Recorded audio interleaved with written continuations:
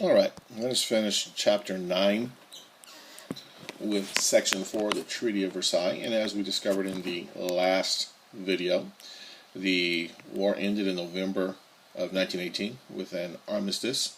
And after the fighting stopped, we got around to the making of the peace. And that eventually, of course, becomes the Treaty of Versailles. As it states here, at the end of the war, separate treaties were concluded. Separate treaties were reached with Germany, Austria-Hungary, and the Turkish Empire. Those are the three main countries that the Allies were fighting.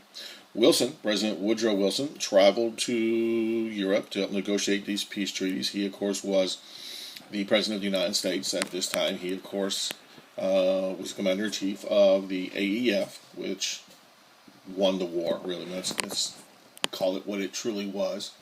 Without the American forces, the war probably would have ended in a stalemate or the bad guys winning. Without the American forces, the Allies probably would not have won. So he is an important player in this process. And of course, he already has put out his 14 points. He is traveling there to attempt to come up with a credible, a workable solution that would incorporate many of those 14 points. Now, he made a huge, critical mistake and not taking along with him, not inviting influential Republican senators. Keep in mind, Wilson is a Democrat. He was the third progressive president, the first Democrat progressive president. And he did not take along with him people like, any of the senators who would be beneficial in getting this agreement, this treaty passed in the Senate. And we'll talk about one of them in a few moments, the next slide or two. Anyway, he did not invite them to go along with him, and since the Senate, of course, is responsible for ratifying treaties, it pretty much doomed it. Almost immediately upon arrival, Wilson came into conflict. He reached some kind of conflict with other allied leaders at the Paris Peace Conference. Why?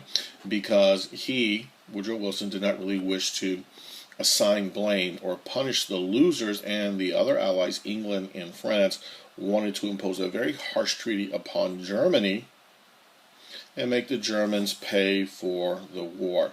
He, Woodrow Wilson, did not want the Germans harshly treated. He did not want them paying for the war. He felt that it was best that we end it as quickly as possible and get back to as normal as quickly as possible. He, of course, was overruled by the others. Why? Well, partially because he had to make several concessions, as we see on the next slide right here. He had to make certain concessions in order to get support from the other Allied leaders for the creation of the League of Nations. Now, this was his baby. This was his top key. Hold on just a second. Sorry, I'm back. My phone is ringing. I had to go answer it. Anyway, as I was saying, Woodrow Wilson had to make many concessions in order to get the Allied leaders to go along with this creation of the League of Nations. As I said, or as I was saying when I was interrupted, the League of Nations was his top priority. Of his 14 points, this is the one he felt that this was the most important.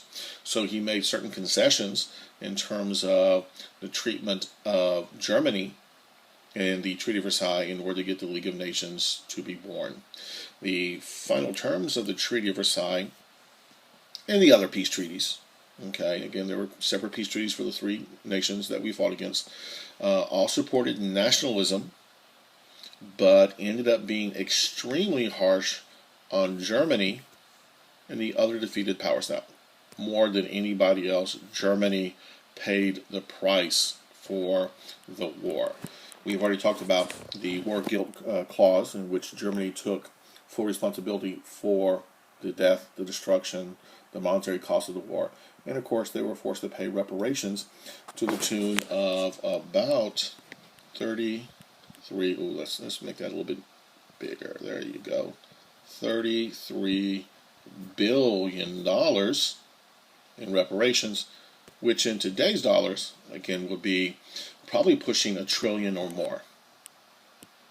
So, in order to get the League of Nations put into the Treaty of Versailles, Wilson had to make concessions, and those concessions were Germany's to blame. They have to pay for it. So, because of the fact that Wilson did not bring along with him, did not consult key Senate Republicans. Keep in mind, Wilson is a Democrat. Because of that, the Senate rejected the treaty. Wilson had hoped that the League of Nations would prevent future wars. Well, maybe it would have. I have no idea. But his opponents, the Republicans in Congress, argued that the League of Nations, would drag the country into unnecessary military commitments. And we were still not really over the belief that neutrality, isolationism was the way to go. Many within America still wanted to remain neutral, remain isolated, and by joining the League of Nations, that would force us to join world affairs in a way that many in the Senate did not need or want to happen. Because of the fact that this is a treaty, and the Senate must ratify it, you need 2/3 of the Senate to ratify the treaty, in this case, any treaty, in this case, the Treaty of Versailles. But Woodrow Wilson,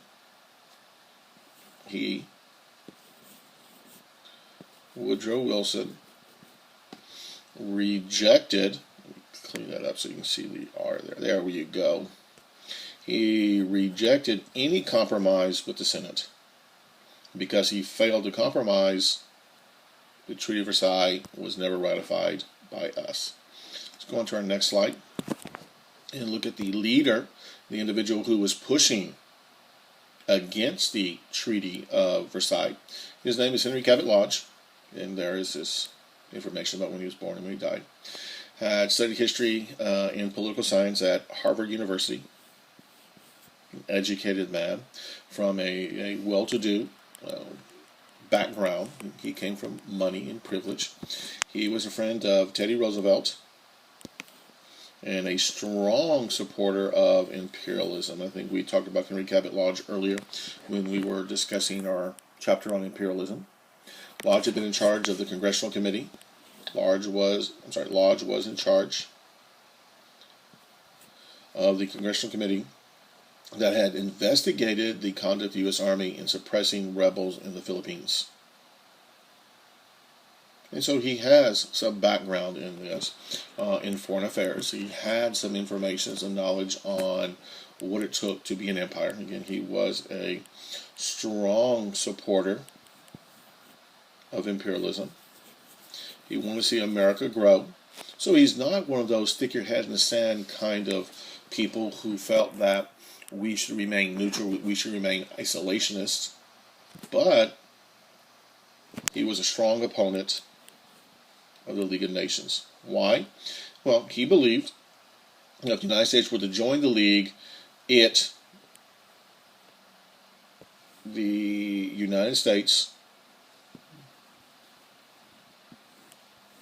I don't really need to do this, I just have fun doing this. Anyway, he believed that if we were to join the League of Nations, then the United States would lose, and this is the key word right there, lose much of its freedom of action.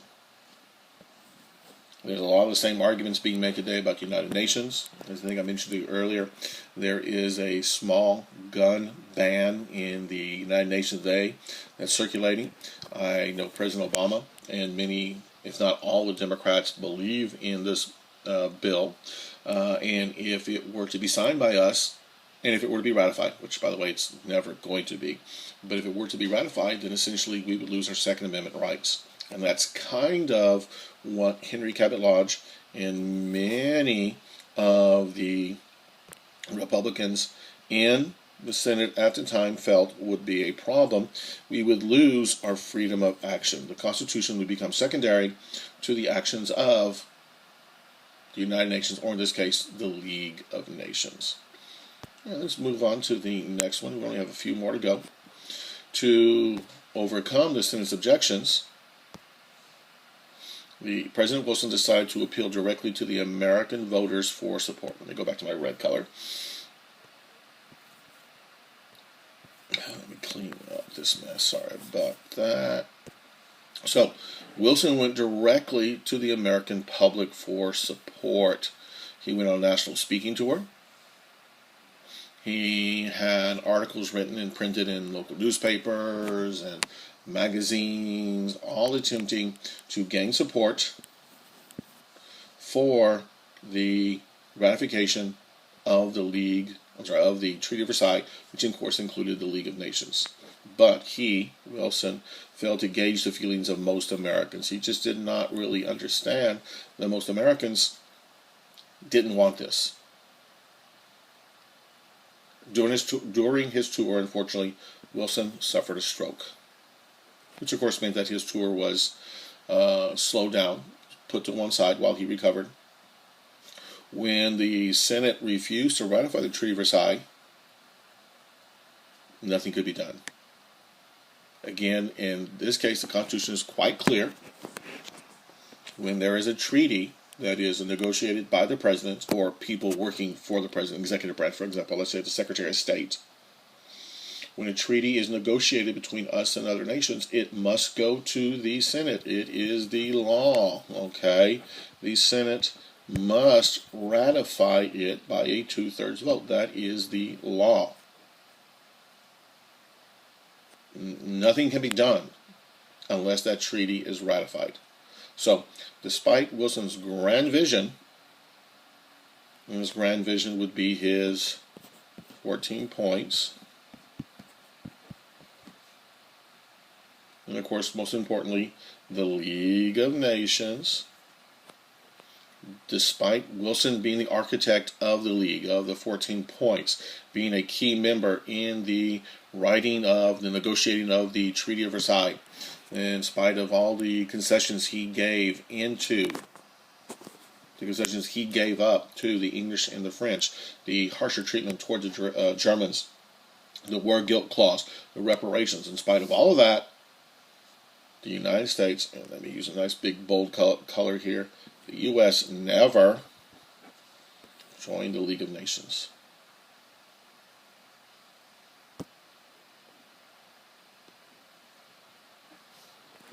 So, what do? We retreat back into isolation. Why? Well, because by 1919, the war is over. In November of 1919, most Americans were disillusioned with world affairs. We had heard, we had even seen, to some extent, keep in mind, the ability to capture images, motion picture, was available at this time, and there were quite a few that were taken. We've seen some of those already. We'll probably see a few more of those videos before we finish with this chapter. Anyway, we had seen, we had heard, we had read about some things that were happening around the world in regards to World War I, and we were becoming, again, quite disillusioned. We wanted to go back to the way things were. The small gains that seemed to have been made in World War I, and again, those small gains would be the end of the bad guys, the empires of Germany and Austria and the Ottoman Empire, Turkey, the Ottoman Empire. Those small gains seem to have come at quite a terrible cost. 20 million dead. Now, of course, our own numbers are far less than that. We've already discussed that. But that's a huge cost, not only in terms of loss of life, but the amount of money we spent on this war. The amount of sacrifice many Americans made. And I don't mean just the ones who died in conflict or who were wounded or their families, but the sacrifices many Americans made in order to win this war was just not worth it. So once again, what do? We go back to George Washington and his advice. We heed Washington's advice to avoid European entanglements. And so what do? We are going to avoid whatever Europe's up to, and we are going to turn our attention towards the material well-being here at home. So we here in the United States return to isolationism. We're going to avoid what the heck is happening in Europe. and we're going to turn our attention to what's going on at home, our own material well-being, jobs, money, improving our own standard of living.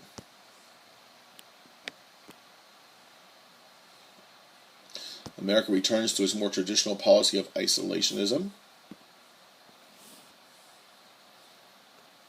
separating ourselves from other countries' affairs. We turned our backs on Europe, by raising tariffs. And of course, tariffs are taxes on imported goods. So we made imported goods more expensive, so we bought less of them. And of course, what does Europe do? They retaliate, but that's not really important. We were, at the end of the war, the most dominant military and economic power on the country because we had been relatively untouched. Yes, we did lose hundreds of thousands. We had hundreds of thousands of casualties, dead and wounded. True indeed. But that is a very small percentage when you look at, and we will look at the numbers for the other countries. You look at the millions who died or were wounded in European countries like France, Germany, Austria, and even Russia. Even though they ended their fighting the war early, they still suffered greatly. So what we're looking at, we, the United States, are the dominant power. And by raising these tariffs, we're basically telling the Europeans, we don't want anything to do with you. We also restrict European immigration. Partially that's due to not wanting to mingle with them, but it's also due to the Red Scare, which we'll take up in the next chapter. So, we reject the Treaty of Versailles. We refuse to join the League of Nations. We pass higher tariffs, and we have new immigration restrictions. These were all signs of America's decision to turn inward, to return once again to an isolationist mode. And that ends our section 4 of chapter 9, America at War.